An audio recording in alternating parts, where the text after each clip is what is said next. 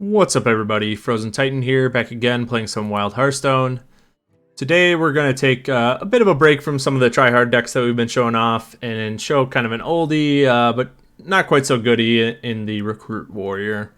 So kind of a staple from the Kobolds and Catacombs meta that, I just kind of wanted to revisit. Did play a lot during that meta, so, we see a bit of changes here, including the Vargoth and the Colossus.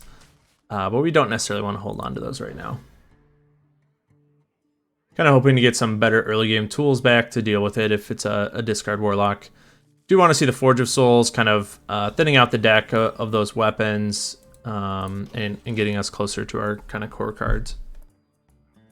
So, he'll probably reveal what type of Warlock he is in the first 2-3 turns. Kobold Librarian doesn't really tell us much. Could be Mecha'Thun, could be anything really. Yeah, I do want your guys' feedback. We can't go on the tryhard decks forever. We just simply kind of run out of them. We did kind of find some niche meta stuff in the Tempo Rogue we did a while back, in the Spell Token Druid that we found. But those are going to be a little further and farther between. So we could also do, maybe some slight deck adjustments to some deck lists I've already posted, like the Jade Druid. That list looks a little different now with the Kill Class Sunstrider being included pretty regularly. But yeah, do let me know what you think. Do you want to see kind of these fun decks? Do you want to see a mix of everything? Fun meta decks, some fringe stuff. Do let me know with a comment down below. But for today, we're going to be reliving kind of a fun meta in the Recruit Warrior. One of the cards I miss playing a lot, and you don't really get to play unless you're in these big decks, is the Lich King. Really fun card. Do miss it in the meta a lot, being able to play around those Death Knight cards. The Death Knights themselves have obviously shaped the meta so much. But yeah, the Lich King is seen a little bit less now in Wild. He's got a pretty big hand. Okay, see the Ziliax. Again, that doesn't tell us too much. I think we'll just get the Warpath out here.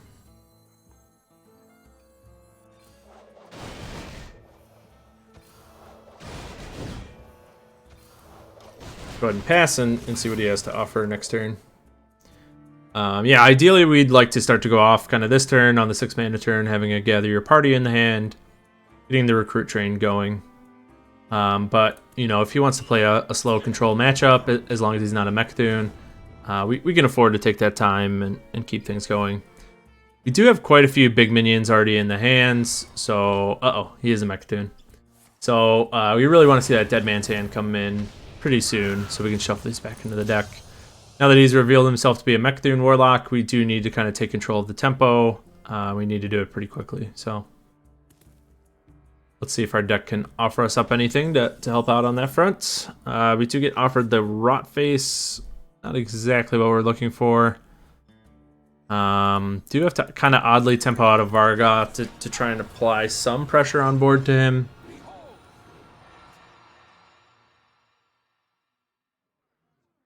Would expect to see something like a Dark Skies here. If he does use the second Plague of Flames, that's really good for us. We basically would have no threat from going wide on board after that.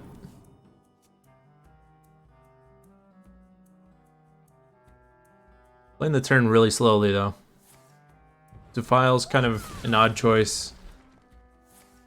Yep, the Fellbolt and a Coil. Okay. Yeah, I mean, that's an okay turn from him. He still hasn't hit kind of the cards that he needs. Yeah, and there's our secondary Gather Your Party. Bit late here. If we kept the Vargoth up, we'd be able to have 2.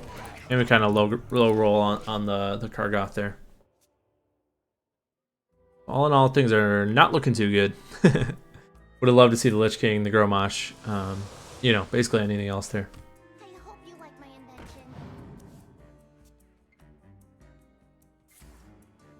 Okay, there's that Dark Skies.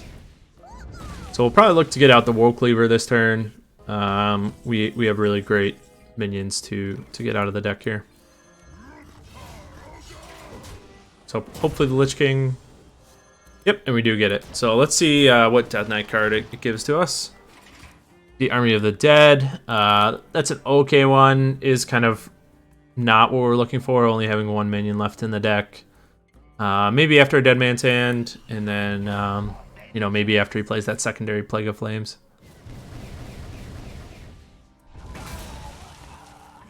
We don't really have any tools to make him overdraw here, which would be kind of nice. Or like a Dirty Rat to stop his combo. We do actually have an overdraw tool now. A bit of a mistake on his part.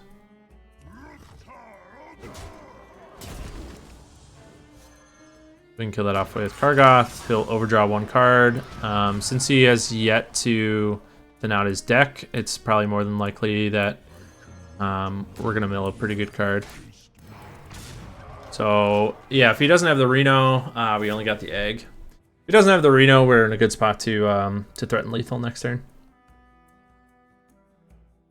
Is kind of one of the weird things about this deck is you can go from a turn where you think you're about to lose to a turn where you're on the verge of victory. So, a little strange there.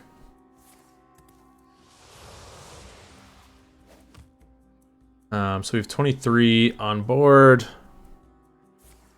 And we see the Plague of Flames come out. He's got 3 cards left in the deck. Solarium, if he has it in hand, would win them the game. Otherwise, I think we just got to go all in with the Boom Chip here. Now that both Plague of Flames are out. And just hope he doesn't have the Solarium. So, you know, give me your energy all throughout YouTube. And we'll just hope he doesn't have that Solarium. Kind of looks like he just drew it with the card that he's hovering. Okay, there's the Loot Hoarder. Probably expect to see the Defile come out. So he needs at least 8 mana to pull off his combo, so he does not have it. And we get some good Rot Face procs here with the Defile. Already played the Reno, so I don't know what else he would have in hand that would get him there. Unless he just plays the Cataclysm. Nope, just concedes. Alright, so we found the line. Really tough early game start, but we did eke out the win. Yeah, kind of showcases the weird avenues that this deck kind of works in. You go from things looking very bleak to lethal. Sometimes you just have lethal right away. Sometimes you struggle through board clears, through minion clears. So yeah, we'll show off another game here, and maybe it'll be a little more prototypical. Kind of don't mind holding on to the Blood Razor here, but we would prefer to get it off of the Forge of Souls. Don't feel a super need to hold on to the Sword and Board, being that we're facing off against a Priest. Don't need kind of that early tool. And then removing Kargoth out of the recruit pool is pretty nice. Just having him back in there when he's Kargoth Prime is what we're looking for anyway. Yeah, as most decks that run Vargoth, we have some pretty nutty plays if you can proc them with the Gather Your Party into a Vargoth and then another Gather Your Party off of that. We do see an Awaken the Makers here, so we kind of gotta get to him before he gets his Amara online. Go ahead and thin out our deck with the Forge of Souls. It's kind of our early game plan against other control decks. Just thin out the deck as much as possible. And for the more aggro decks, you know, we have the early tools like the Sword and Board, the Warpath, the Blood Razor. So we'll take care of his minion, the Reliquary of Souls, with our Blood Razor next turn. Can't quite do that though. Now that the Goblin's up.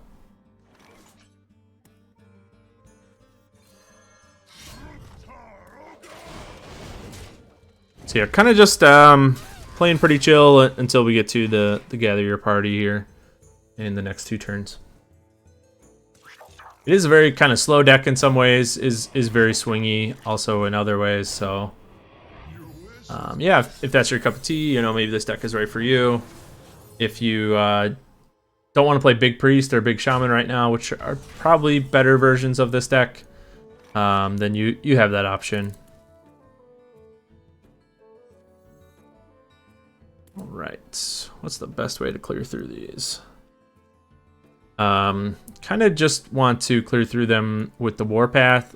Leave up our last charge of the Blood Razor in case we get the Grommash off of our recruits. In case we get the Rotface off our recruit, you know, we have something ready to proc those two minions. So trying to think ahead a little bit in a number of scenarios. You see the Doomhammer. Wow, that's interesting. All right, see what we get off the Gather Your Party here. We get the Yasharaj, basically our highest roll in the entire deck. We'll get a 10-10 and then a 7-7 from the Colossus. He's 2 turns, realistically 1 turn if he wants to coin it out off of his Anduin. So we got to apply pressure fairly quickly. So in terms of that pressure, we have 19 damage on the board. If he does Anduin, we'll be left with another 7-7 after the Colossus comes out. Yeah, let's go ahead and kill off the Kazakus with Kargoth Prime here. And we'll go ahead and armor up. Basically, we just have to hope that he doesn't have an Anduin. I don't think a ton of these decks do play Anduin, but he could have a Psychic Scream, which is not too terrible. Yep, there it is. So we have the ability to recruit out other minions with the Woe Cleaver this turn. We could also just jam down the Rotface and proc that. Let's go ahead and do that, actually. Hope for some good legendary off of there. Not a good legendary with the Sergeant Sally. I don't think that the Sergeant Sally has ever really seen any play. It does have the nice effect that it's another kind of whirlwind effect to proc our Rotface if you're looking for the silver linings and things. See what he comes out with here. So we do have the Woe Cleaver, and then we can get a Grommash back, sword and board it, if we want to go for that route. Side effects? No. Yeah, so Blood Razor is pretty tempting, or just the sword and board onto Sergeant Sally. The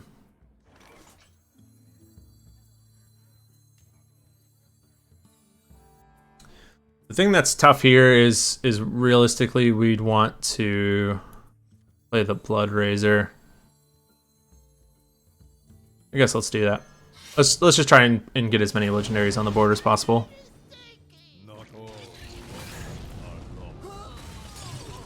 Okay, so we do have the Velen. I'm gonna just have to pass in a way.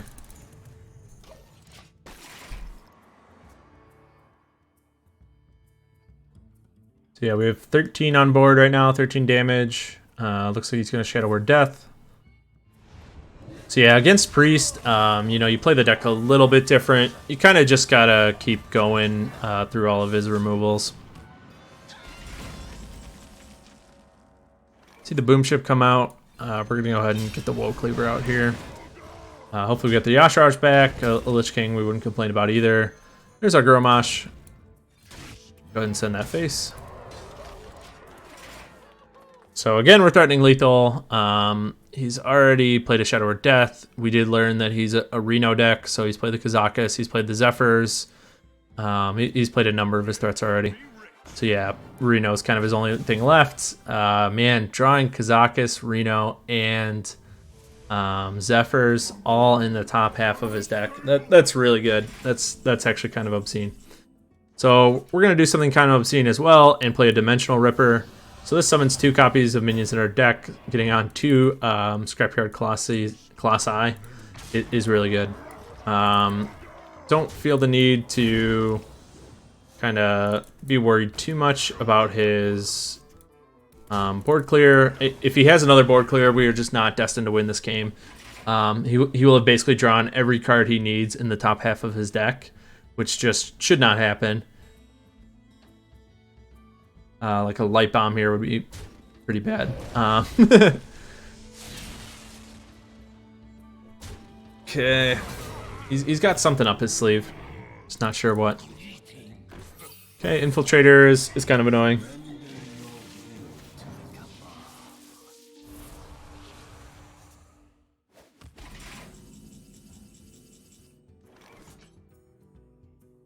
All right. So I think we get out the Yash here just as another kind of Infiltrator target to kill. It does kill the Gromosh though. In that case, I think we leave up our last charge of Woke-Leaver and we just see what Yash gets us. You'll get the Lich King. Kind of an interaction I don't like, but I do understand is when you pull Lich King from Yasharaj, you do not get the Death Knight card. Yep, there's the other Reno.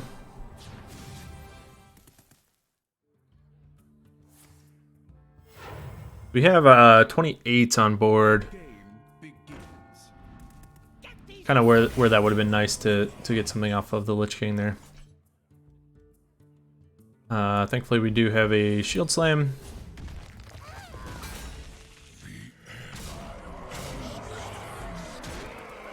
He should not have another Seance. If he finds another way to get that Seance, you know, that'll be a little tilting. Do pull out another Colossus and get that Death Knight card.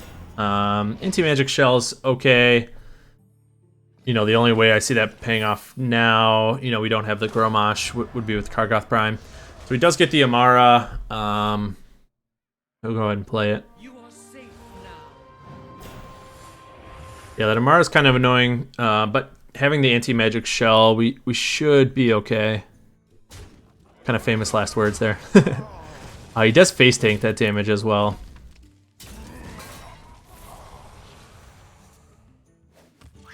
Man, playing this deck into Priest or Q block is very annoying. You get into a lot of situations like this where you feel like you have the stuff on board to take care of him, but it's just not coming through. All right. Let's cast one Warpath here to get rid of the annoying little bits. We're gonna have to attack that with Yasharaj and send the rest face. All right, 14 damage. Can't target them directly with spells. You know, there's very few things that that he should be able to do against us right now. Mind controlling the Kargoth, I guess, would be one of those. That would be very annoying. He's fishing a little bit with the Galakrond hero power there. Yeah, the only thing I can think of is the mind control that would do it. Here we do see the shield block, fishing for some more answers. Okay, and there's the prime. So we want to attack into that with the lowest damage minion. And we did it. So yeah, as you can see with the Recruit Warrior, I did manage to win 2 games back to back. But I would classify this deck a little more in the meme or off meta type stuff. If you did play during Kobolds and Catacombs, you know, maybe this is a good shout out for you. Hopefully you enjoyed it. I know I enjoy playing this deck as bad sometimes as it can be. Yeah, if you have some other kind of more creative decks you'd like me to play, do leave those in the comment section down below. We'll of course have this deck code if you're interested in playing it and reliving kind of that meta a little bit more. But that's gonna go ahead and do it for me. I'll see you again next time.